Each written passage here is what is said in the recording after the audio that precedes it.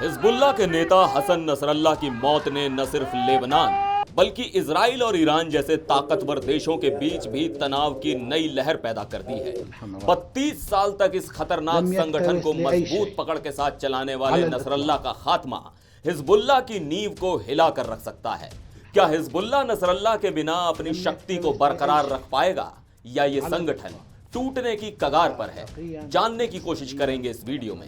Israeli वायुसेना के हमले में नसरल्लाह की मौत हुई और ये हमला ऐसे समय में हुआ जब इजराइल और हिजबुल्लाह के बीच पिछले साल से लगातार संघर्ष जारी है। हिजबुल्लाह अब एक ऐसे मोड़ पर खड़ा है जहां इसकी भविष्य की रणनीति और नेतृत्व पर गहरा सवाल उठ खड़ा हुआ है। क्या हिजबुल्लाह नसरल्लाह के बिना अपने अस्तित्व को बनाए रख पाएगा?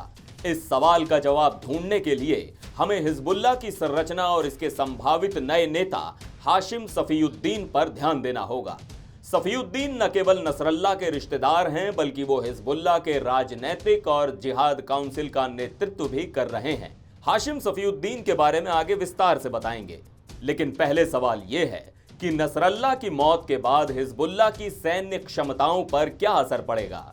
विशेषज्ञ मानते हैं कि हिजबुल्लाह की संरचना इतनी सशक्त है कि केवल नसरल्लाह की मौत से यह संगठन नहीं गिरेगा। हालांकि ये निसंदेह हिजबुल्लाह के मनोबल पर गहरी चोट है।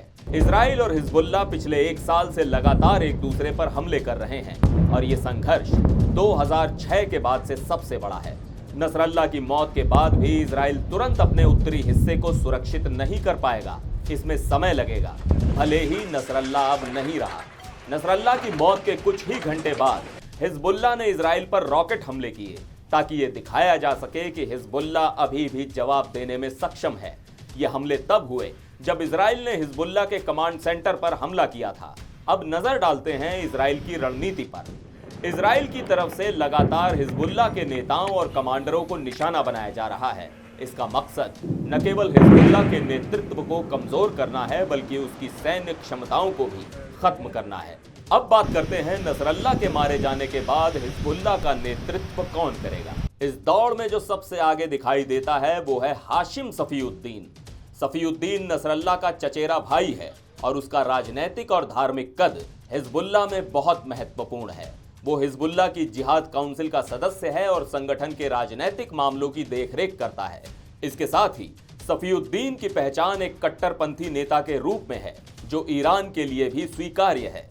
शिया समुदाय में भी उसका बड़ा सम्मान है। नसरल्लाह की तरह ही काली पगड़ी पहनने वाले सफीउद्दीन को 2017 में अमेरिका ने आतंकी घोषित किया था और उसने इजराइल को कई बार गंभीर धमकियां भी दी हैं।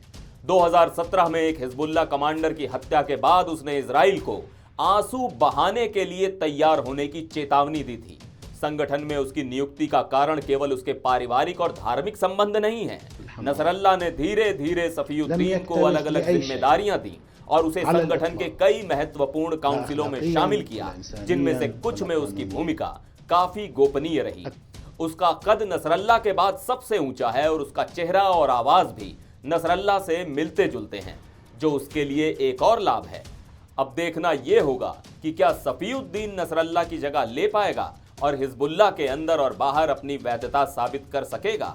सफीउद्दीन के लिए चुनौती सिर्फ हिजबुल्लाह के नेतृत्व को संभालना नहीं है बल्कि लेबनान और ईरान दोनों के लिए अपनी विश्वसनीयता को बनाए रखना भी है। तो क्या हिजबुल्लाह नसरल्लाह के बिना खड़ा रह पाएगा या नहीं, इसका जवाब भविष्य में छिपा है।